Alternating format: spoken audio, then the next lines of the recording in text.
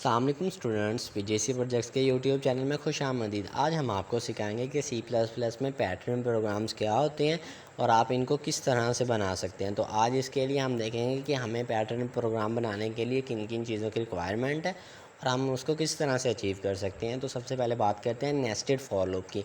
Nested for loop को हम सी plus plus में यूज़ करते हैं पैटर्न प्रोग्राम्स बनाने के लिए। इसकी मदद से आप स्टैटिक प्रोग्राम्स बना सकते हैं, मतलब स्टैटिक को फॉलो करते हुए पैटर्न प्रोग्राम्स बना सकते हैं। उसके बाद स्टैटिक की जगह आप ABC को भी यूज़ कर सकते हैं, 1 2 3 को भी यूज़ कर सकते हैं, मतलब कुछ भी यूज़ कर सकते हैं। या कोई स्पेशल कैरेक्टर जैसे स्टैटिक की जगह पर हम डॉलर लगा दें तो आप इनको भी यूज़ कर सकते हैं। तो अब हम देखते हैं कि नेस्टेड फॉर लूप है क्या। A nested loop has one loop inside of another. तो इसका मतलब हमारे पास दो लूप्स होती हैं, एक के अंदर एक होती है। तो ऐसी लूप्स जो एक के अंदर एक हो तो हम उसको नेस्टेड लूप बोलते हैं। There are typically used for working with two dimensions such as printing stars in row and columns। तो हमारे पास नेस्टेड फॉर लूप इस्तेमाल क्यों होते हैं जब हमने टू डायमेंशंस पर काम करना हो। टू डायमेंशंस क्या हो सकते हैं, रोज़ और कॉलम्स। तो जब हमने रोज़ और कॉलम्स दोनों पे काम करना हो तो हम नेस्टेड फॉर लूप को यूज़ करते हैं। The inner loop runs many time inside the outer loop. तो हमारे पास इनर लूप जो है वो आउटर लूप से ज़्यादा टाइम रन होती है। In each iteration of the outer loop the inner loop will be restarted. तो जैसे ही हमारे पास एक इटरेशन से दूसरी इटरेशन की तरफ जाती है आउटर लूप, तो इनर लूप दोबारा से 0 पे या 1 पे सेट कर दी जाती है। The inner loop must finish all of its iteration before the outer loop can continue to its iteration, मतलब नेक्स्ट इटरेशन। तो जैसे ही हमने किसी भी आउटर लूप की नेक्स्ट इटरेशन मतलब 0 से उसकी वैल्यू 1 होनी है तो उससे पहले पहले इनर लूप को अपनी सारी इटरेशंस को ख़त्म करना होगा। तो अब हम इसको एक एग्जांपल से देखते हैं। तो हमारे पास यहाँ पर एक एग्जांपल दी गई है और सिंटैक्स भी यही है हमारे पास नेस्टेड फॉर लूप को समझने के लिए। तो हमने यहाँ पर एक फॉर लूप बनाई है जिसमें हमने आई की जगह पर आज रो के नेम से वेरिएबल डिक्लेयर किया है ताकि आपको समझ आ जाए कि ये किस लिए इस्तेमाल हो रही है। तो ये हमारे पास आउटर लूप है। तो इसकी बॉडी के अंदर यहाँ पे बॉडी एंड होती है और यहाँ से स्टार्ट होती है। तो इसी में हमने एक नई लूप बना दी है। तो ये हमारे पास इसका मतलब आउटर लूप होगी और ये हमारे पास इनर लूप होगी। तो इनर लूप में हम कॉल की बात की, मतलब ये कॉलम्स को रिप्रेजेंट कर रहा है।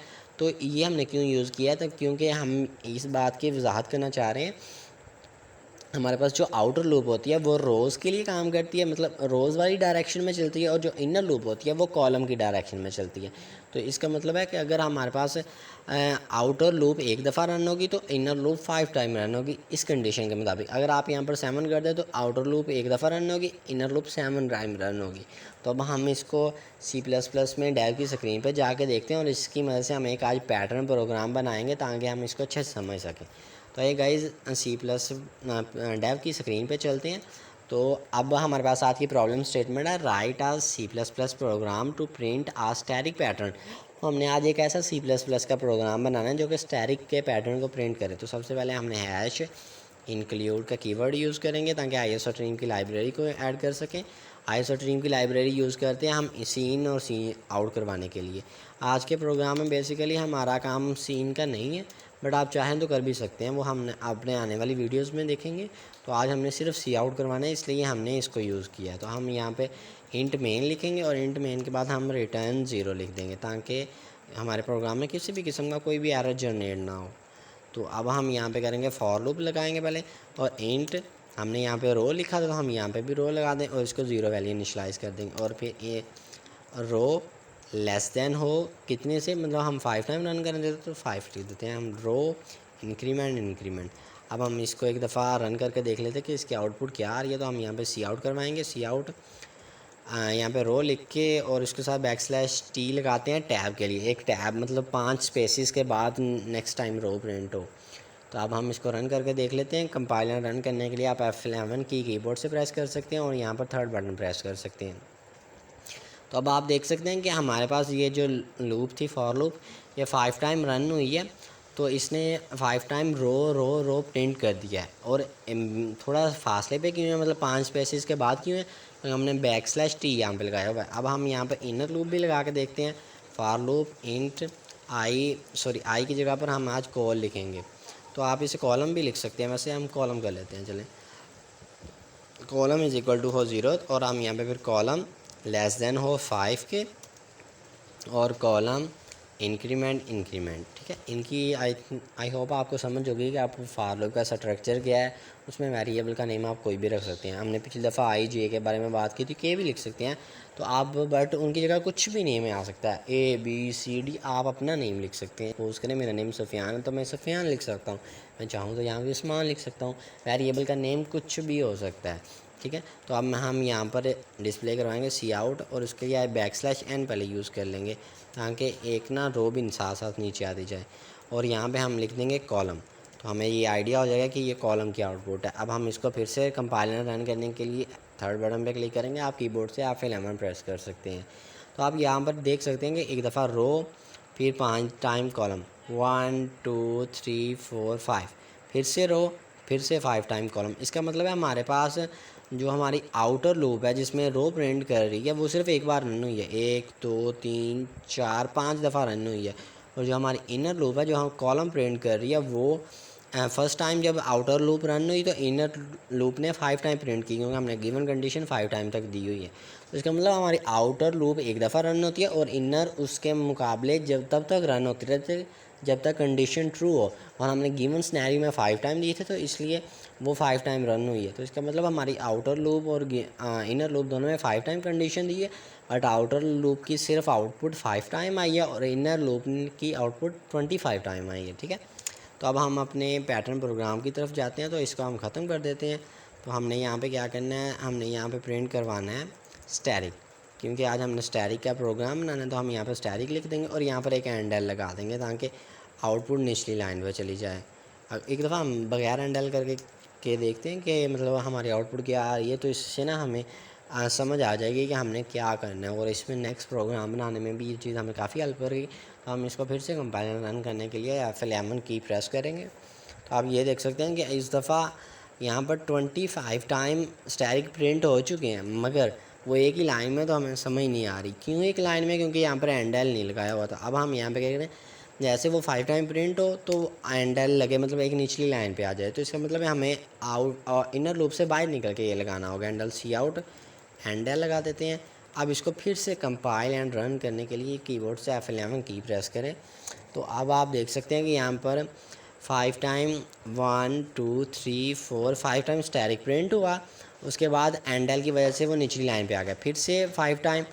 तो इसका मतलब इनर लूप एक दफ़ा रन हुई तो उसकी इनर लूप 5 टाइम रन हुई है, तो वो जैसे ही बाहर आई तो एंडल की वजह से वो निचली लाइन पे चला गया और फिर आउटर लूप की बारी आ गई, फिर से इनर लूप 5 टाइम रन हुई और इसी तरह इसने 25 टाइम इनर लूप ने अपनी आउटपुट प्रिंट की है। अब हम बात करते हैं कि अगर हम स्टैटिक की जगह पे यहाँ पर कुछ और यूज़ कर लें, मतलब मैं $साइन यूज़ करना चाहता हूँ, तो अब हम देख लेते हैं क्या ये इस पर भी काम कर रहा है। तो अब मैं इसको कंपाइल एंड रन दोबारा करूँगा। तो आप ये देख सकते हैं कि यहाँ पर 5 टाइम 1 2 3 4 5 टाइम डॉलर आ रहा है। तो ये 5 लाइन्स 5 रोज़, क्योंकि हमने यहाँ पे कंडीशन 5 की दी थी, तो 1 2 3 4 5 हमारे पास 5 रोज़ है। कॉलम कितने थे हमारे पास, 5 होने चाहिए, 1 2 3 4 5 ही कॉलम्स है हमारे पास। तो इसका मतलब हमारे पास number of rows and columns की तादाद बराबर है, क्योंकि हमने गिवन कंडीशन ऐसी दी। तो अब हम यहाँ पर नंबर ऑफ़ रोज़ इंक्रीज़ कर लेते हैं, हम 5 की जगह पे 10 कर लेते हैं। तो देखते हैं कि ये एक्यूरेटली काम करे। हम फिर से इसको कंपाइलर रन करेंगे। तो आप देख सकते हैं यहाँ पर रोज़ आ रही हैं 1 2 3 4 5 6 7 8 9 10।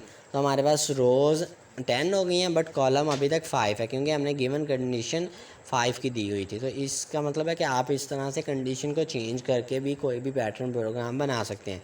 तो गाइज़ आज आपने करना क्या है, आपने एक पैटर्न प्रोग्राम बनाना है जिसमें आपने 10 रोज़ और 10 कॉलम्स लेने हैं और उसकी आउटपुट को आपने हमें बताना है कि आउटपुट कैसी आ रही है। तो और आपने यहाँ पर स्टैटिक यूज़ करना है। स्टैटिक के बारे में अब हम बात करेंगे, वैसे आपको बताने के लिए कि यहाँ पर कुछ भी आ सकता है, स्टैटिक की जगह पर एंड पर्सन भी आ सकता है, कुछ भी आ सकता है, जो भी आप चाहें। तो इस तरह से आपने आज एक स्टैटिक का प्रोग्राम बनाया। आपने ये 10 रोज़ और 10 कॉलम्स के लिए बनाना है, और उसका जो कोड होगा वो आपने कमेंट सेक्शन में देना, ताकि हमें पता लगे कि आप को ये अच्छे से समझ आ गया है। अगर इसके बारे में फिर भी आपके माइंड में कोई क्वेश्चन हो तो आप हमसे बज़रिए कमेंट पूछ सकते हैं। तो गाइज़ ये कोड हमने अपने स्लाइड में भी ऐड कर दिया, ताकि अगर अभी हमें इसकी ज़रूरत पड़े तो हम इसको इस्तेमाल कर लें। आप देख सकते हैं हमने यहाँ पर आई और जे को यूज़ किया है, तो आप भी इसको यूज़ कर सकते हैं। नो मैटर आपने क्या करना है, रोज़ और कॉलम यूज़ करना है या फिर आई और जे का वेरिएबल यूज़ करना है, आपकी मर्ज़ी है। तो गाइज़ आज के लेक्चर में बस इतना ही। तो आज के लेक्चर में हमने देखा कि हम किस तरह से C++ में एक पैटर्न प्रोग्राम्स बना सकते हैं, और उनको किस तरह से हम उनकी रोज़ नंबर ऑफ़ रोज़ और कॉलम्स को हैंडल कर सकते हैं। तो गाइज़ आज के लेक्चर में सिर्फ इतना ही। हम आपको बता दें कि अगर आपको इस लेक्चर में कुछ भी समझ नहीं आया तो आप हमसे बज़रिया कमेंट पूछें। आने वाली वीडियो से पहले ये अच्छी तरह क्लियर कर लें, ताकि आपको इसकी अगर अच्छे से समझ आ गई तो आने वाली वीडियोस बहुत आसान हो जाएंगी। मतलब आप किसी भी किस्म का पैटर्न प्रोग्राम बना सकते हैं। आज का ये पैटर्न प्रोग्राम सबसे ईजी था, बट आने वाले दिनों में थोड़े से डिफ़िकल्ट होते जाएंगे। बट अगर आपको नेसेसरी फॉलो की एक दफ़ा समझ आ गई है तो इंशाल्लाह ये आपके लिए बहुत मज़ेदार हो जाएगा। तो हमारे यूट्यूब चैनल को लाइक, सब्सक्राइब एंड शेयर करना ना भूलिएगा। Thank you very much guys, and अल्लाह हाफिज़।